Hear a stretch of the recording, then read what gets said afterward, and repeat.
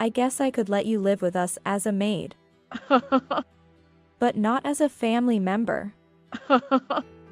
Crossing her arms, my mother-in-law glared at me and said, "My husband and sister-in-law did not try to stop her. They just looked at me with a nasty smirk."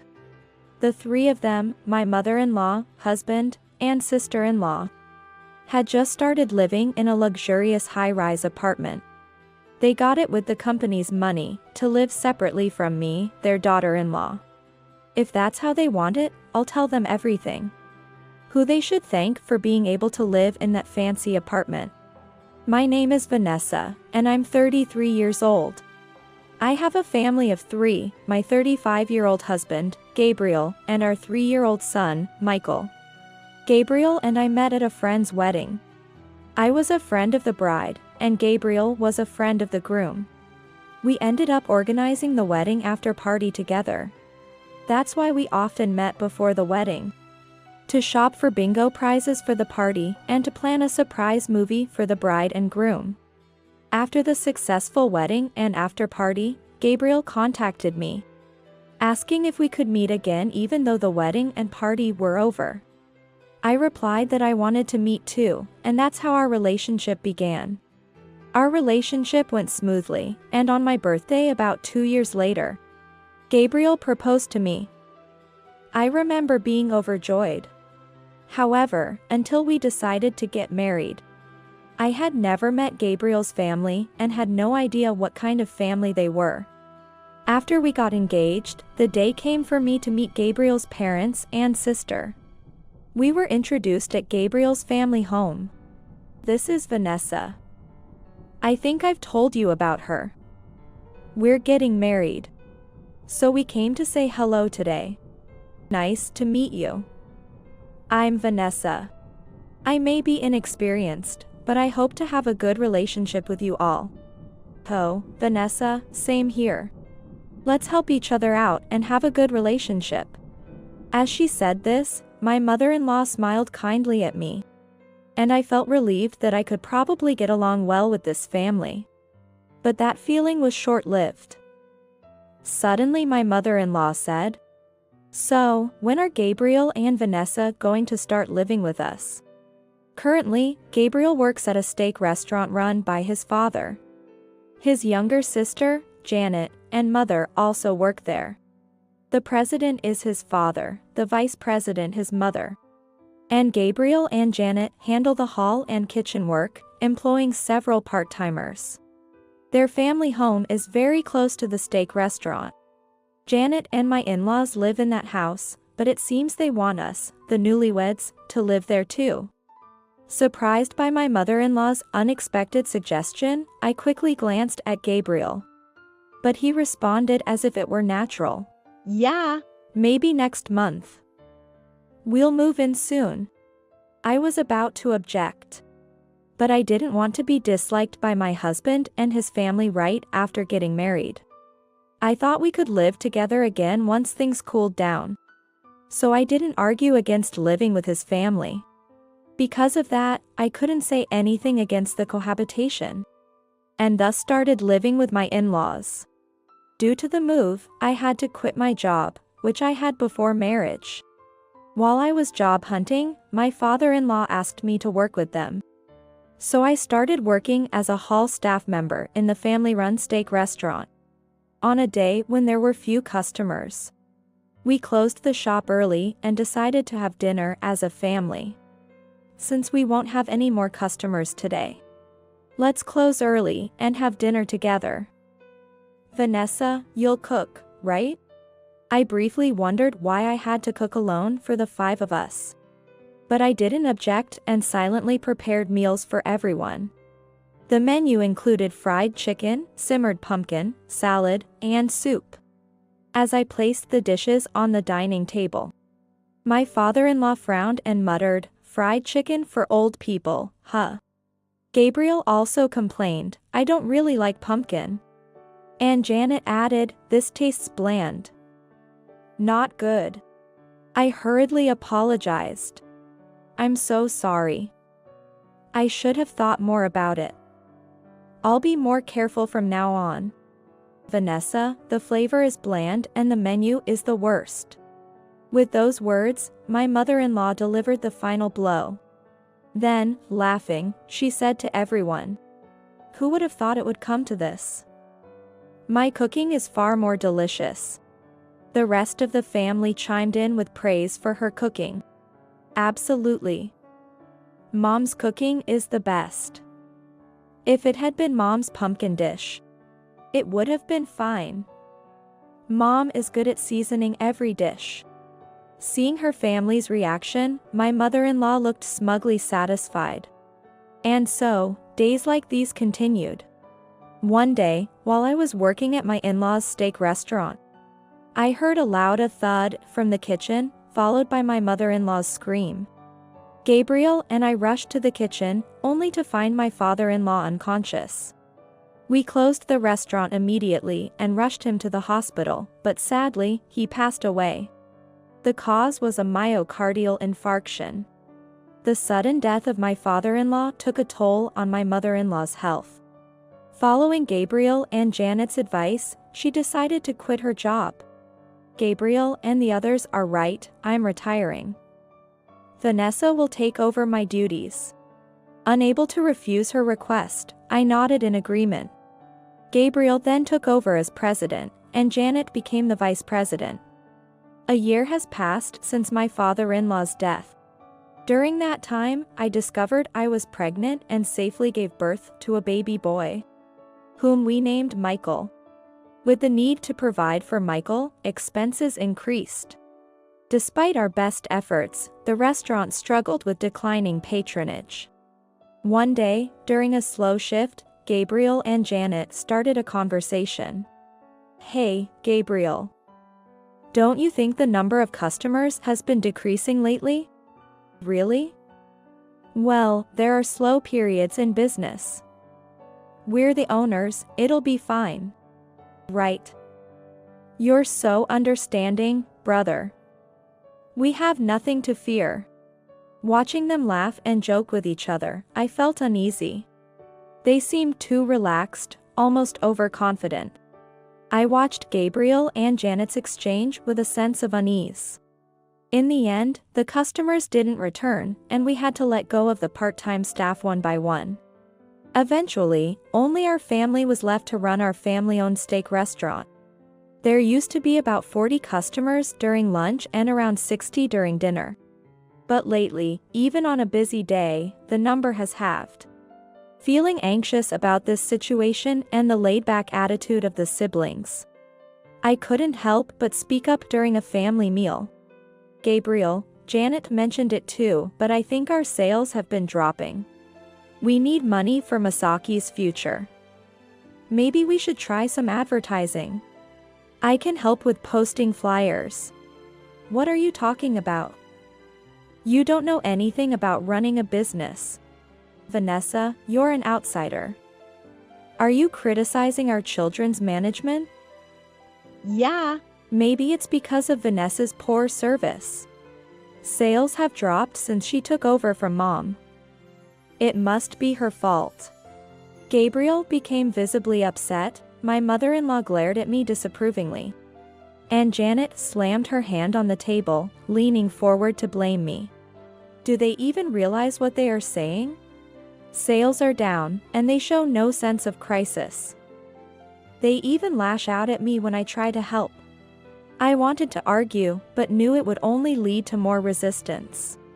Feeling somewhat resigned, I apologized and decided not to pursue the flyer distribution. After that meal, feeling more anxious, I secretly started a side job for the sake of my beloved son. I posted an ad online, surprise videos with low price. I was actually quite good at creating surprise videos for friends. Once I completed one video, more requests came in. Not just for surprise videos, but also editing YouTube videos and creating short clips for various genres. Creating videos had always been a passion for me, and I never found it burdensome. Additionally, the increasing rewards for the work I accomplished added to my sense of fulfillment. However, at one point, my mother-in-law confronted me with, "Vanessa, I hear you've been up to something recently? A side job? What a leisurely daughter-in-law you are. It's fine, but make sure you're doing your job at the steak restaurant properly, okay? Her sarcastic tone didn't sit well with me, but I couldn't afford to start a quarrel. All I said in response was, leisurely? I'm sorry, I'll make sure to do my job at the restaurant.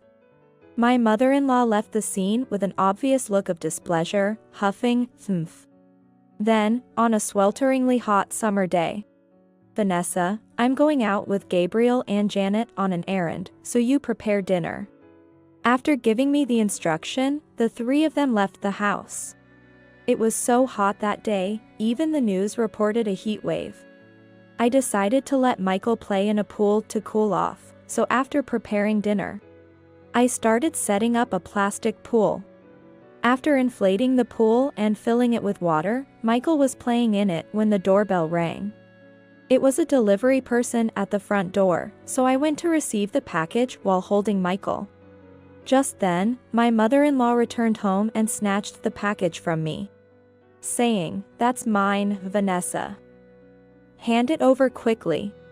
She opened the box right there and handed me a piece of paper, saying, "Here, the receipt." Despite the restaurant's struggling sales and financial hardships, she seemed to still be expending her personal items. Following her, Gabriel and Janet entered the room, saying, "That was delicious, wasn't it? Such a good restaurant. I'm so full." It was really tasty. It turned out they had gone out to eat. Excuse me? Mother, didn't you ask me to prepare dinner? I've already made it. What are you talking about? I said we were going out to eat, so you were supposed to make your own dinner. Stunned, I then heard Janet add, "Really? You made dinner for everyone? How silly." "Oh, here's the receipt. Make sure you sort out the expenses, okay?" She passed me the receipt with a half smile, as if mocking me. Once again, they had used company money for their meal. I was frustrated. I had prepared the meal, only to feel ignored and taken for granted. But I remembered that indeed, my mother-in-law hadn't said to prepare dinner for everyone. So I tried to suppress my anger. For a while, Gabriel and Janet relaxed on the living room sofa, passionately discussing the future operations of the steak restaurant. Suddenly, a loud scream came from the garden. Oh my God. It was my mother-in-law's voice. Gabriel, Janet, and I rushed to the garden. There, we found my mother-in-law sitting in the children's plastic pool, completely soaked. While I struggled to suppress a laugh, Gabriel and Janet looked genuinely worried. Ouch. I didn't expect the pool to be out here. I went out into the garden and tripped over the hose. She seemed quite flustered and in pain. Janet even looked like she was about to cry. "Oh no. Mom, you scared me. Are you really okay? Hey. You. Why would you leave something like this lying around? It's dangerous. Mom could have been hurt." Gabriel and Janet glared at me as if they were furious demons. Hearing this, my mother-in-law began to exaggerate her pain. Ouch. My back hurts. I might catch a cold because of this. All because of Vanessa. What a terrible daughter-in-law. Angry, my mother-in-law ranted at me, but I tried my best to explain the situation. "I'm so sorry, Mother. It was so hot, I let Michael play in the pool. Then the package arrived, and right after that, you all came back." However, it seemed my explanation fell on deaf ears. That night, my mother-in-law called everyone to the dining table, saying she had something to discuss. It looked like she had made up her mind to say something. I've thought about it a lot. I'm scared to live with Vanessa anymore. After what happened. With tears in her voice and looking down, my mother-in-law made her appeal. I couldn't help but respond in shock. Scared. What? That pool, Vanessa, you set it up as a trap for me, didn't you? You're always so harsh towards me. I can't stand living with you anymore. So, I'm leaving this house. Mom. That's awful. If you're leaving, I'm going with you. You're getting older and can't be alone. Though I was unfairly made out to be the villain. And couldn't understand what my mother-in-law was accusing me of. A part of me was relieved at the thought of finally being able to live with just Gabriel and Michael. But then, Gabriel made a shocking statement. I'm going too. I'll live with Mom and Janet. The three of us together. I couldn't believe it. I grabbed Gabriel's arm, exasperated. Wait, what about Michael? What are you saying? But then, Gabriel forcefully shook off my hand and continued. Stop it. It's your fault. Harassing Mom. We'll live as three. You should just live with Michael. I'll come to see him. My mind went blank. I realized my mistake in thinking my husband would be on my side. Oh. What kind-hearted, wonderful children I have. I was certain now, my mother-in-law had planned this. The proof was in her smirk directed at me. Ignoring my growing anger, they continued discussing their future plans without me. I overheard my mother-in-law talking about money and business management, which she clearly didn't understand, yet she had contracted a luxury high-rise apartment. With the restaurant's sales in decline, I was astonished by her decision to move into a high-rise. But since I was no longer living with them, I decided not to comment. About 2 weeks after my mother-in-law, Gabriel, and Janet moved into the high-rise, I was asked to pick up some supplies for the steak restaurant at their house. Mother-in-law, showing off, welcomed me. Come in, come in. Look at our house, isn't it amazing? Indeed, looking inside, the balcony was spacious with a nice view. The location, being directly connected to the station, meant that one could come home without getting wet on rainy days. And above all, it had a stylish exterior. Suddenly, my mother-in-law said, Vanessa, you can live with us as a maid, but not as a family member. She said this with a contemptuous look, arms crossed. Gabriel and Janet just looked on with nasty smirks. I had reached my limit. Triggered by my mother-in-law's words, I decided, no, thank you. I'm getting a divorce. Mother-in-law, suddenly flustered, exclaimed. What did you say? Gabriel. Vanessa is talking about divorce. What's going on? Gabriel and Janet, equally surprised and disheveled, rushed over. Why? A divorce all of a sudden? Because I can't see a future with your family, not just with you. You don't love me, but you sure love your mother. What are you saying? I'm her son. Of course, I love my mom. Hearing this, I was utterly dismayed. How deep does his mother complex go? Anyway, I'm getting a divorce. By the way, Gabriel's monthly income is $400, and Janet's is $300. As I spoke calmly, the three of them looked utterly shocked. As if their legs had given out from under them. That can't be right. That must be a mistake. Amidst her shrill protests, I showed her the sales data and their salary slips. You remember, I mentioned that our customer turnout has drastically dropped, right? Some days, we don't have any customers. Did you think we were still making money like when father-in-law was healthy? As I was talking, something struck me as funny, and I couldn't help but laugh out loud. No way. But we can afford the rent for this high-rise, right? That means my management isn't all that bad, is it? The moment had come to tell the furious Gabriel, as well as my mother-in-law and Janet, who they had to thank for being able to live in their beloved luxury high-rise. You're not paying the rent at all properly. It's only because I've been putting the money I earned from my side job into the business that you think you can afford it. It's not thanks to your management. In fact, the video editing side job I started was a huge success.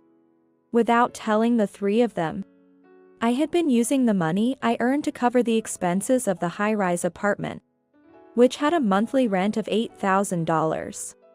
What? Their combined income is only $700 a month? The tears in my mother-in-law's eyes seemed genuine for once, perhaps due to the shock. I wondered why the customers were staying away and our sales were plummeting. When I looked into it, I found this. I showed them my smartphone screen. It displayed posts about Gabriel's Steak Restaurant on Twitter, Instagram, TikTok, and more. The meat at that steak place is tough and tastes bad.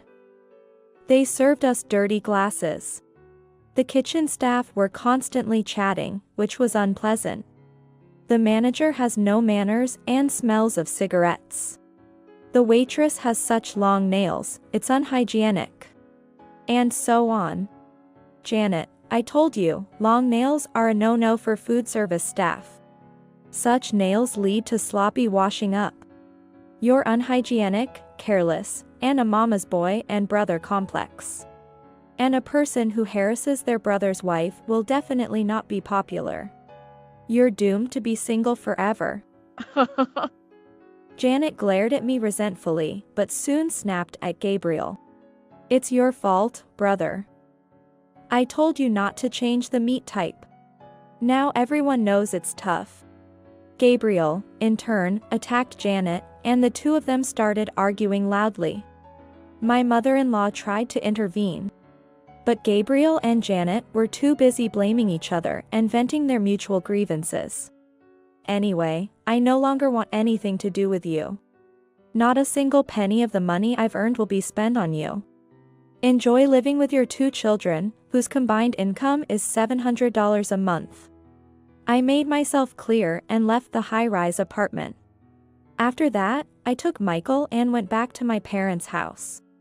My parents were surprised to see their daughter and grandson return so suddenly with big luggage. After I explained everything, they said, "You did well to endure." They gladly accepted me and Michael to live with them. I then sent Gabriel the divorce papers, and the divorce was quickly finalized. Of course, the three of them couldn't afford the $8,000 rent for the high-rise and were soon evicted. The bad reputation of the family-run streak restaurant continued, eventually forcing it to close.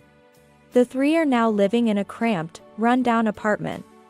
Both Gabriel and Janet, now over 30 and unemployed, couldn't find full-time work and had to juggle multiple part-time jobs to make ends meet. My mother-in-law also had to take up a cleaning job. And all three of them are working themselves to exhaustion every day. Despite once being a close-knit family, they now constantly fight, blaming each other for the restaurant's closure and the fallout of their lives.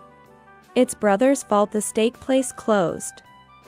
It's all because of mom that I got divorced. You two are why dad's restaurant went under. As for me, I expanded my work from video editing to teaching. And now I receive offers from schools across the country. After turning 30, my side job became my main profession. I've started my own business and, as a successful entrepreneur, am now in high demand by the media. My cute son Michael and I now live in a high-rise apartment in San Francisco.